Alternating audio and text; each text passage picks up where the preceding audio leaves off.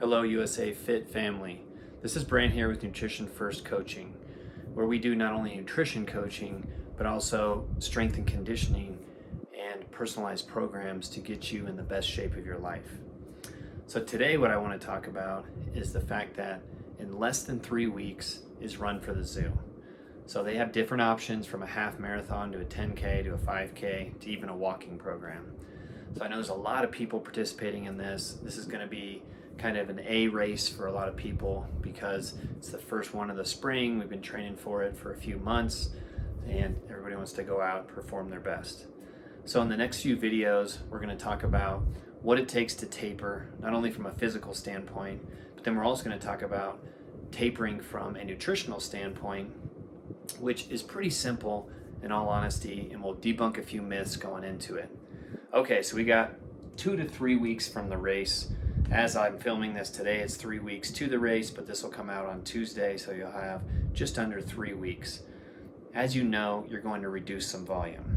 So if you're running the half marathon or you're a less experienced runner doing the 10K, now's the time to start reducing your volume a little bit. Let's go down to 80% of your overall mileage for the week. This is very individualized for you. You probably know how often you're running in the rough estimate of your mileage, if not the exact amount of mileage you're running. So take that down to 80% this week.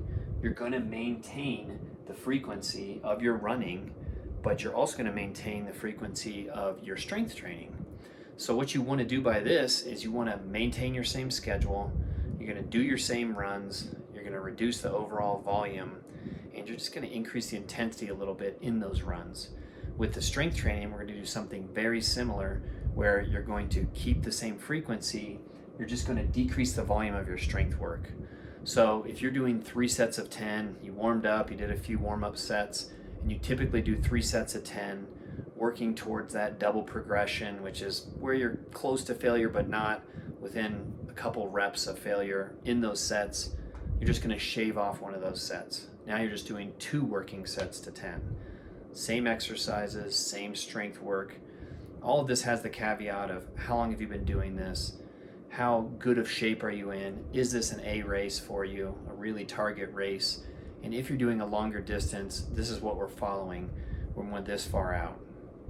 Next week, you're going to get into, now you're 1 to 2 weeks out in the race. So now you're going to drop your overall running mileage to 50% of what you would normally do. The key to this and reducing this and tapering correctly is you're going to keep the intensity. What you want to do is those same runs. If they're track work, you're doing that. You're just dropping the volume 50%, and you're trying to keep up the intensity when you do the workouts, because we really want to keep stimulating your running muscles and your system, but we're starting to try to reduce fatigue to your overall everything, your body, your legs, all the tissues in your legs, so that you're getting ready to race and you're going to be at peak performance level. In terms of your strength training, now we're going to decrease the volume to 1/3. So this goes back to our 3 sets of 10 example. Now we're going to warm up, do our warm-up sets, and then we're just going to do 1 working set. That's it. This is going to feel like what I call a deload week, where you're really backing off the volume, you're letting your muscles recover, just a little bit of stimulation to them.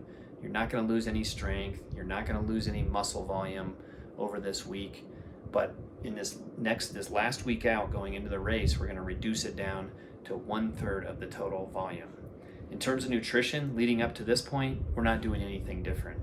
Next week's video, I'm going to talk more about the nutrition exactly, but what you're going to do is just look at your total calories, make sure you're not gaining weight, probably reducing your total calories a little bit, but still trying to get in the proteins you need, eating healthy fruits and vegetables, and probably laying off some of the desserts, or even just decreasing the serving size of some of the things you're eating, just because you're going to start lowering your overall energy output. So we want to lower that energy intake so that we're not gaining weight going into the race.